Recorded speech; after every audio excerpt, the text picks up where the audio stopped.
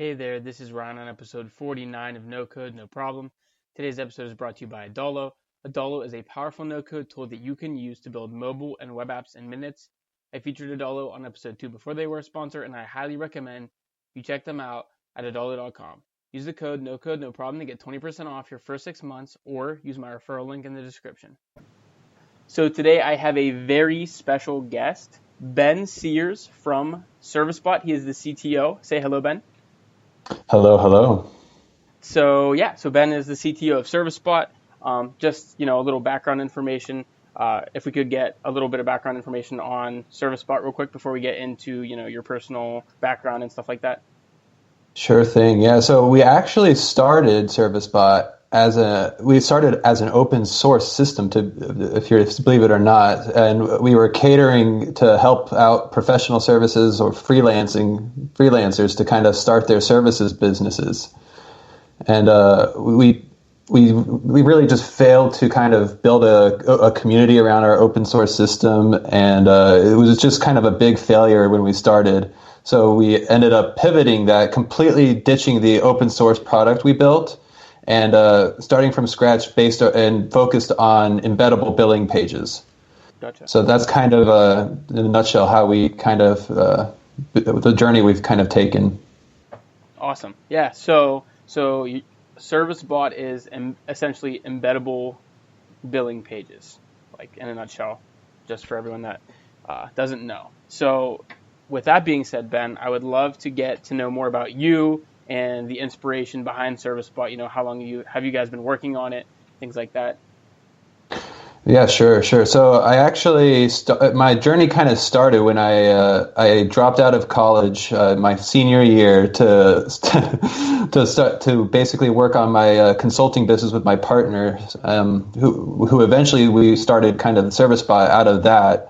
I've actually been working on consulting kind of on the side for the past 5 years to kind of pay the bills while working on ServiceBot. And actually, believe it or not, I'm going to be working full time on ServiceBot starting next year. So that's really exciting for me. Mm-hmm.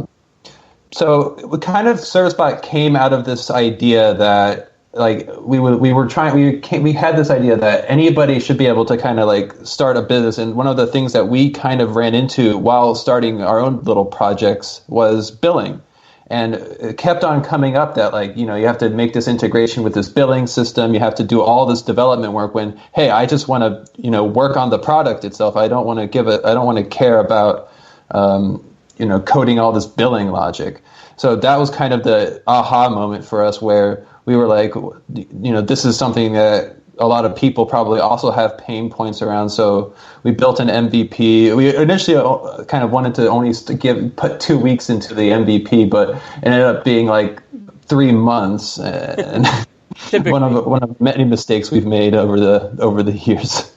Sure. But yeah, that was actually coming up on 4 years ago. We came out with our MVP. So we've been around quite a while.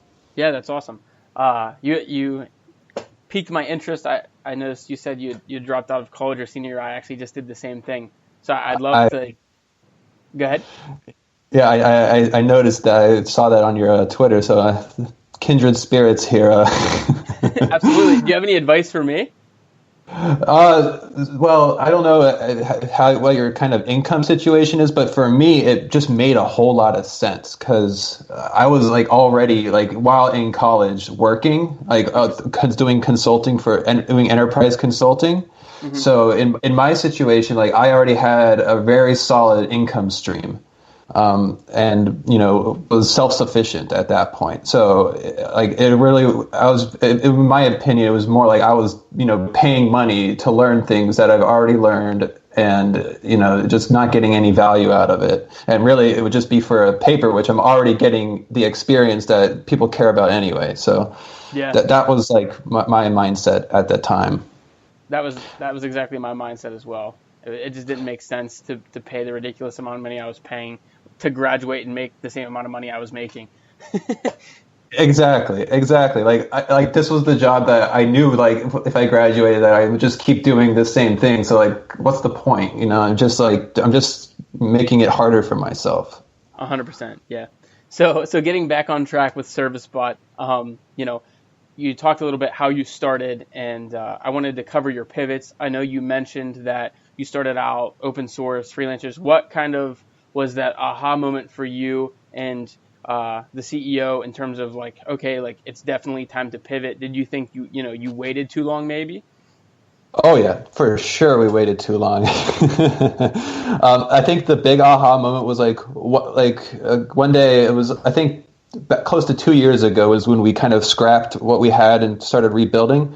And that was really the aha moment when I was like talking to my co-founder Shar about, hey, like I'm just getting really fed up with this work we're doing. I feel like, because the thing about building an open source project is you have to build it in a way that can be supported and build it in a way that's honestly way more complex than an MVP should be, because like you're building this to be extensible, you're building this that anybody can just pick up the code and use. So it just is so much more intensive in terms of maintenance and building new features on top, because you have to think like, I want people to use this thing constantly.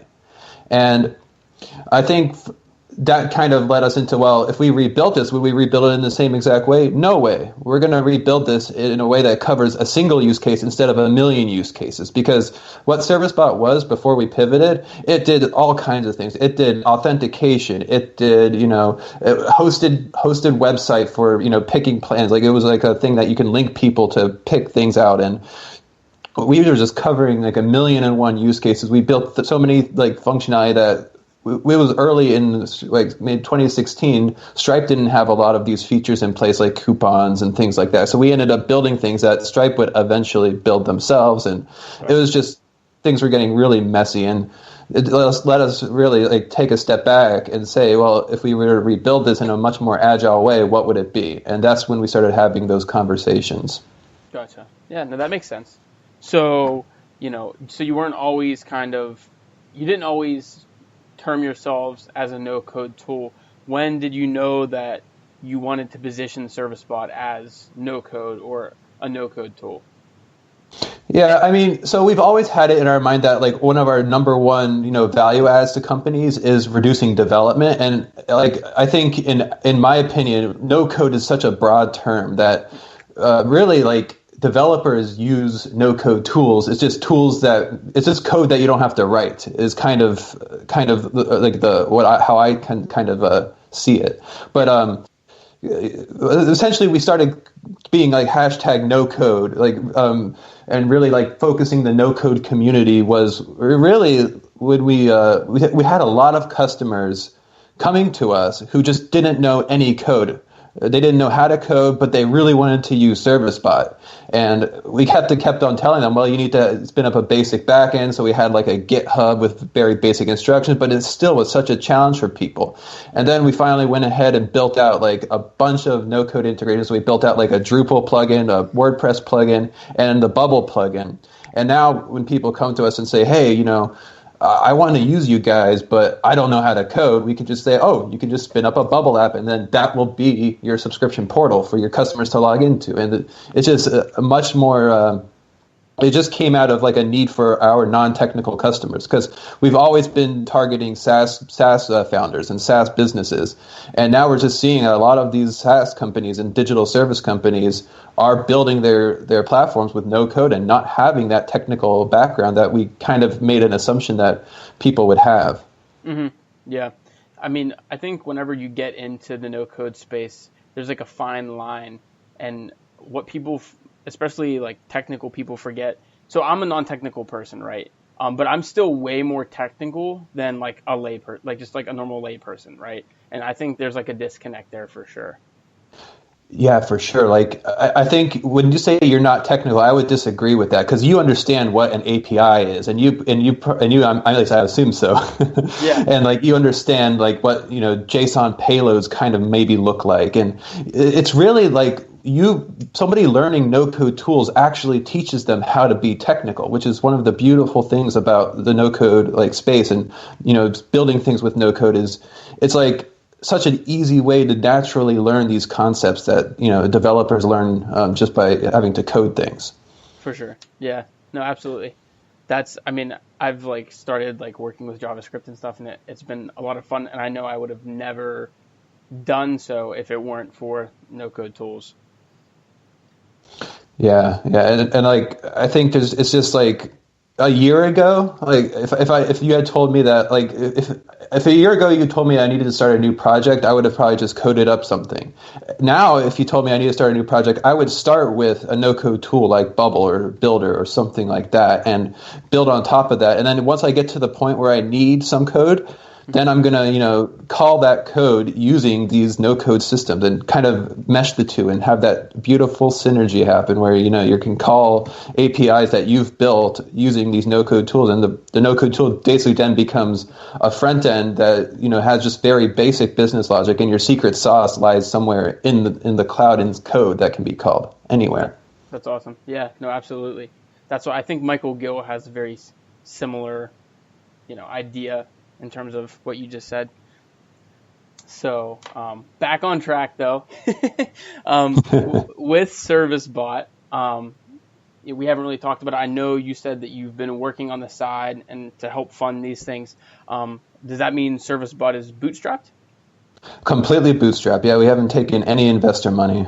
That's awesome. So what would you say have been the trials and tribulations that have come with that? Like, has there been, I'm not sure, your situation, you've been doing this for 4 years. Has there been a time where you've spoken with investors and they wanted you to sign a term sheet and you decided to decline? Like, just any scenarios or things like that? I'd love to hear. Yeah. I mean, we've had a couple investors like offer us money, and it's always been, we felt we were worth more than they were offering, because all these investors, they always, either you have to find like the perfect investor, or the investors are going to look purely at the numbers. And our numbers for the past 4 years hadn't been very good up until recently. And it's like, why would we sign away, X percentage when we can keep doing what we're doing and getting better and better, and it'll be worth more and more as we're not, as long as we're not feeling rushed, because we weren't feeling rushed. That's why we've been at it for 4 years. It's been just a long grind for us. So, and I think, one of the things that just the most difficult part of doing it this way is managing your time effectively, because you still have to get the bills paid and you still have to do the work that pay the bills, and being able to manage that and the startup at the same time is probably the biggest challenge. Absolutely. Yeah. A lot of people think there's like this, like, it's just as soon as you start working on something, you just quit your job and then start working on it, but it's not that easy. No, it's not. For sure. And I respect the bootstrapping style. I know Bubble did that for quite a long time, and I mean, honestly, if you can do it for as long as you can, and it's not like you guys are struggling to pay your costs are and things like that. I don't see a reason to give away a big chunk of equity, Yeah, exactly. Like, I think really in my head, like, it only makes sense, like, the only times when it makes sense to take equity is one, like, if the thing you're trying to build is so big picture that, like, you can't do it alone, right? Mm-hmm. And I think, what? Have you heard? Creepy. Yeah. I know. Oh man. Yeah, I don't want to get sidetracked with that. I could talk about that. What that dumpster fire of a situation is, but you said the big picture, and I was like, first thing that came to my mind, I was like, oh.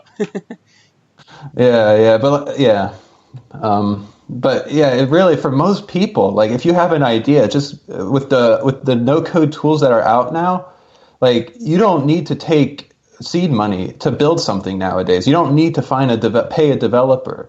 You can just build something yourself and validate your idea, and then you don't even have to take investor money after you validated it. You can just keep on working and keep on, just slowly building it up. The only thing you got to watch out for is, like, if the market outpaces you and you get beat to the punchline, which is understandable. Like, if somebody has money and you don't, and they're in the same space, it's going to be a lot of pressure on you. Absolutely. I think that's really, like, where it gets very murky, and should I take money or should I not is the competitive landscape. For sure. Yeah. I'm not sure if you saw, there was a tweet and it was somebody, and it was a joke, but they were like looking for investment, I think he was like raising pre-seed or something, and he's like, it's $20 a month for my Zapier bill or something like that. I thought it was funny, but yeah. But so next question. If you could go back and change one thing about your approach to building a service bot, what would it be? Yeah, for this, it's like hindsight is always 2020. But if anything I would change, it would be I would change my engineering mindset. I always had the mindset of like, if you build it, they will come. And I've read it, like I've read it back when I started this in like 2016. You read these things and it's like, yeah, of course, like you can't think with the builder's mindset, but I still did. It's like. You have to think more. I kept thinking like this next feature I'm going to build is going to bring in so many customers, but that's not the way you have to think. You have to think around like we have something that's validated. You got to figure out how to market it. You got to figure out how to get content. You got to find out how to get people to sit down and actually use the thing, and stop building features because that's just going to make things more complicated. You're going to have to support more.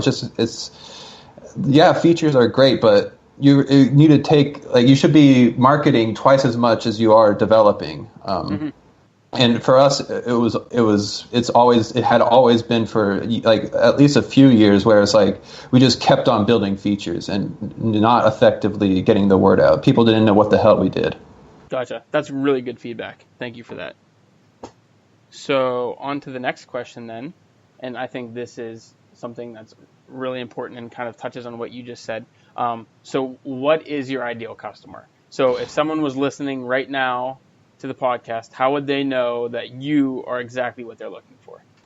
Right. If you're building like a no-code application, the no-code SaaS, and you need to implement self-service subscriptions, right? You want your customer to be able to go into your application, right? You can sell them a subscription and then have that customer go in, manage that subscription. That means change the plan, upgrade, downgrade, cancel, change their card information if their card's expired or something, download and view their payment history and invoices, add a coupon, all this functionality. If you're looking for that self-service management portal, you got to look at ServiceBot because that's really our bread and butter. That's what we put the most effort into building this application is that one billing page, the portal. Gotcha. That's awesome. Yeah. So, and one question that just came to my head that they might be asking next is security. Like, obviously, they want to know like that their data and like their customers' data is going to be handled properly. What do you have to say about that? That's a great question. So this has actually been one of the reasons why why you can't. Right now, in the moment, you can't put ServiceBot in a Webflow site, ServiceBot subscription portal. I'm sorry. You can use our pricing page and checkout page in a Webflow site, but you cannot use our subscription portal. The reason for that is that Webflow doesn't have a backend like user auth system. With things like Bubble and WordPress and Drupal, we have plugged into their authentication system to make sure the person logged into the application is allowed to view the subscription information.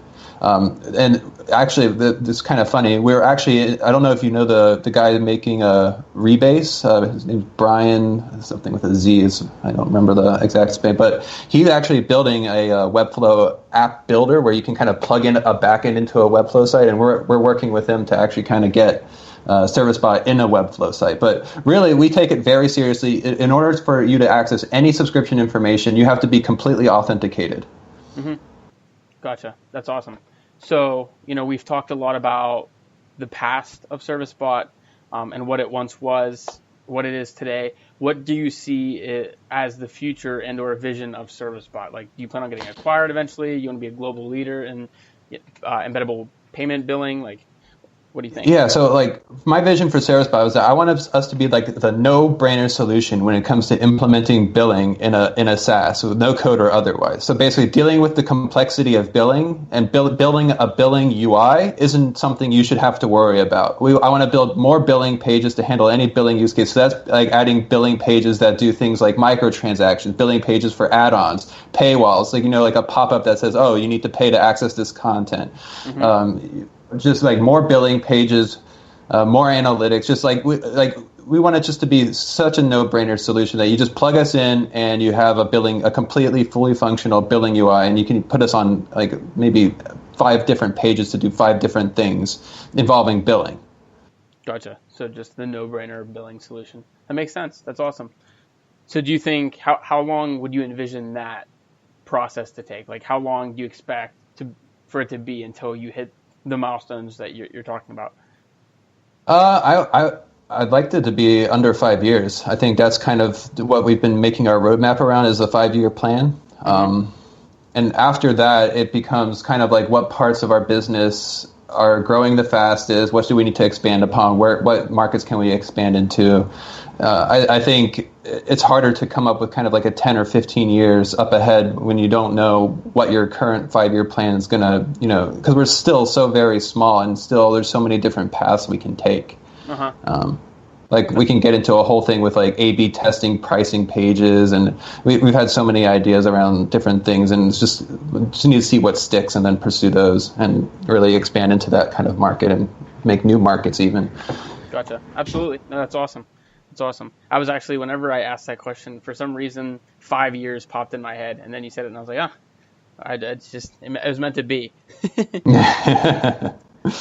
And then, so obviously, with your ability to pivot and see the opportunities where they lie, do you see any current gaps or problems within no code that you think would be worth pursuing outside of ServiceBot?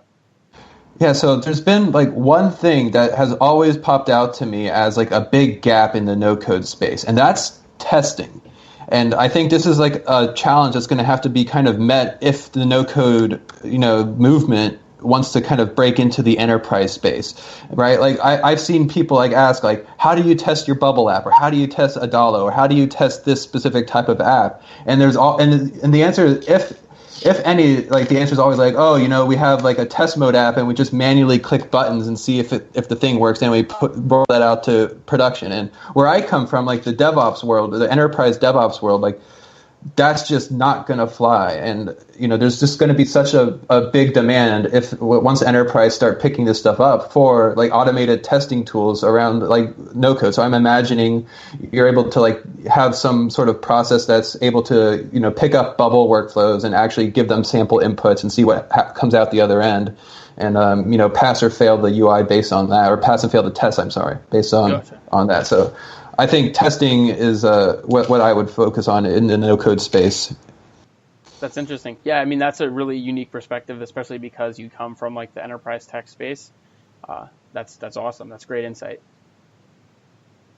And so lastly, I really love your story, especially, you grinding away while working on ServiceBot and things of that nature, being bootstrapped. Do you have any advice for entrepreneurs just starting out or trying to grow their company? It's the tired old advice, right? Try to market and validate your idea before actually building it. But also like get something out quickly, simply, and iterate. I think it's just, get something shipped and then work from there, right? Like just spend like a week or two getting something out for people to get their hands on, see if they like it or not. And then, if they don't like it, build something else or iterate on that thing. Just make it very fast, very, very quick. Don't do what I did and spend months on something that no one wants to use. That's good advice. And I think that's part of the beauty of the no code space, especially like right now, because you can build out MVPs in weeks instead of months using tools like Bubble and Adalo. And now ServiceBot for billing pages. Exactly. I love it. Well, thank you so much Ben for coming on the podcast. Is there anything else you want to tell the No Code No Problem listeners? Big things are coming with us and Webflow. Check out the Rebase. They're doing really cool stuff. Yeah. So also links. I'll obviously put them in the description, but links, maybe emails, whatever, if you want to reach out. Yeah. So you can find me on Twitter at bsears_. Obviously, you can check out ServiceBot at servicebot.io. And really, you can, if you want to send me an email and talk to me, you can reach me at ben@servicebot.io. Awesome. Well, thank you again, Ben, for coming on, and I look forward to watching, ServiceBot grow. Yeah, I look forward to seeing what you're going to be up to too. I guess, yeah. I mean, we'll see what happens. All right. Thanks, you Cool. guys, again for listening, and I'll see you next time on No Code, No Problem.